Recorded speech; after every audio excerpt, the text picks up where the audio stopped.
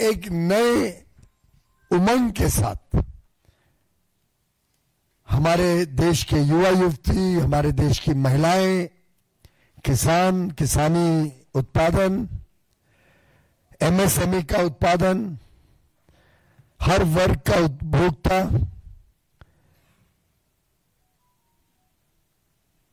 दुकानदार हो, उद्योग चलाने वाला उद्यमी हो, हर एक को एक बहुत बड़ा तोहफा 22 सितंबर नवरात्रि के पहले दिन मिलने जा रहा है। 15 अगस्त को माननीय प्रधानमंत्री जी ने देश को वादा दिया था कि अब देश निकल पड़ा है, रुकेगा नहीं, झुकेगा नहीं। बड़े परिणाम करने वाले, बड़े परिणाम देने वाले अब कदम भारत में उठाने की क्षमता है। ये क्षमता 2000 ये क्षमता जरा पैशन आ जाता है ना, ये क्षमता देश में 2014 में नहीं थी। जब हमारी सरकार आई उस समय की अर्थव्यवस्था हम सब जानते हैं कितनी कमजोर थी। हम सब जानते हैं कि 10 साल कांग्रेस के शासन में भ्रष्टाचार करने के अलावा प्रभावशाली कदम या ट्रांसफॉर्मेशनल रिफॉर्म के कोई कदम उठाए नहीं गए। वादे बहुत मिलते थे, एक्शन मिसिंग था। अटल जी ने कल्पना की थी एक टैक्स की कि सभी 30-35 अलग अलग प्रकार के टैक्स, ड्यूटी, लेवीज, इन सबको एकत्रित करके एक टैक्स बनना चाहिए। 2004 में अटल जी चुन के नहीं आए। यूपीए की सरकार वादा देती रही, कांग्रेस के वित्त मंत्री बार बार कहते रहे कि हम एक टैक्स लाएंगे देश में, लेकिन कोई राज्य सरकार उन पे विश्वास ही नहीं करती थी। कोई राज्य सरकार को ये कॉन्फिडेंस नहीं था कि ये बदलाव करने से अगर घाटा हो जाए या रेवेन्यू कम हो जाए तो केंद्र सरकार उनकी मदद करेगी।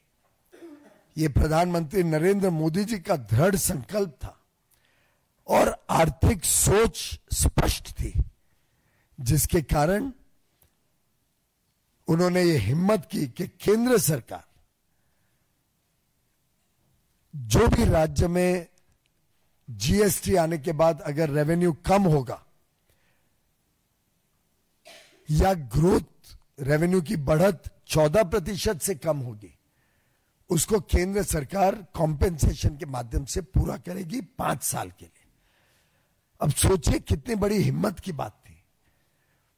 आप जब जीएसटी ला रहे हो, सरलीकरण कर रहे हो, 35 अलग अलग अफसर लोगों के यहां जाते थे, फॉर्म भरने पड़ते थे, कितनी कठिनाइयों से व्यापार और उद्योग जगत गुजरता था।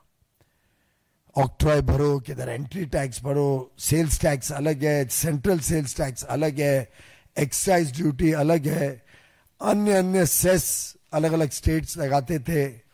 उस समय की केंद्र सरकार के भी टैक्सेस, ड्यूटीज और सेसेस होती थी।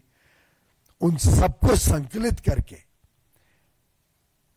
एक प्रकार से बड़ी राहत दी उद्योग जगत को, व्यापार जगत को और उपभोक्ताओं को भी।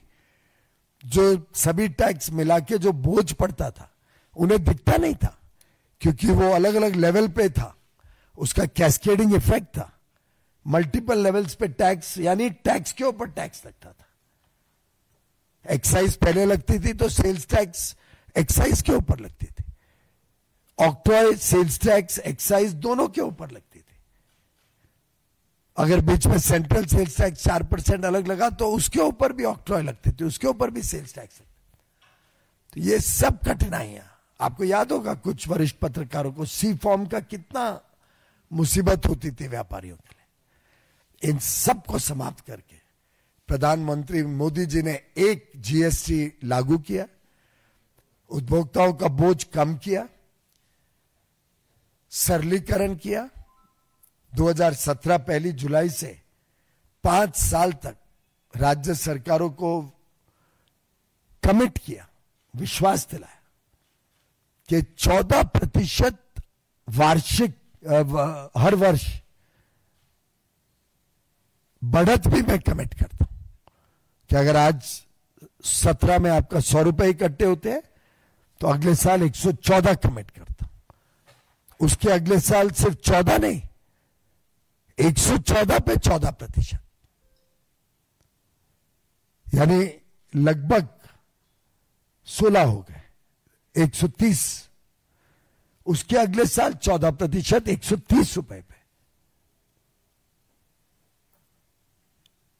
इस प्रकार से माननीय प्रधानमंत्री मोदी जी, जिनके ऊपर विश्वसनीयता भी थी, सभी राज्य, विपक्षी राज्यों ने भी मिलकर रेट्स तय किए, स्लैब्स तय किए, पूरा प्रोसेस कॉन्स्टिट्यूशनल अमेंडमेंट किया गया और समय समय पे 2017 से 24-25 तक समय समय पे जहां जहां संभव हुआ माननीय प्रधानमंत्री जी रेट्स कम करते ही रहे। आपको याद होगा 2018 में तो 100-150 आइटम पे रेट कम किए थे एक साथ,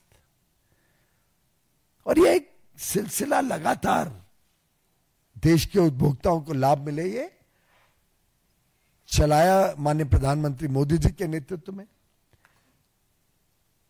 अनाप शनाप आरोप, झूठे आरोप, गलत फहमियां पैदा करने की कोशिश की विपक्ष ने, पर आप कोई व्यक्ति से बात कर लो, जो बोझ 2014 के पहले था, कांग्रेस के केंद्र और राज्य में जब सरकारें होती थी, उससे कितना कम बोझ पेपर वर्क का या टैक्स का 17 के जीएसटी आने के बाद लगातार घटता हुआ बोझ देखने को मिला, और जिसके कारण देश की अर्थव्यवस्था को भी उछाल मिला।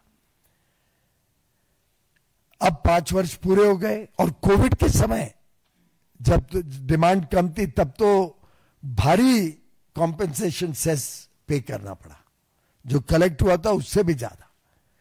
फिर भी मोदी जी की सरकार ने पूरे 5 साल कोविड का समय जोड़कर 14% बढ़त के साथ कॉम्पेंसेशन देने का काम किया। अब कॉम्पेंसेशन सेस जितना अभी तक दिया था वो लगभग कुछ ही महीनों में पूरा होने जा रहा था। तो माननीय प्रधानमंत्री मोदी जी की इच्छा थी कि अब हमें लाभ देना है, हमारे उपभोक्ताओं को बड़ा लाभ देना है और सरलीकरण करनी है। ईज ऑफ डूइंग बिजनेस के लिए हमारे व्यापार और उद्योग जगत को सरल करना है, टैक्स को उपभोक्ताओं के ऊपर उनको लाभ देना है कि उनके ऊपर भी सस्ता सामान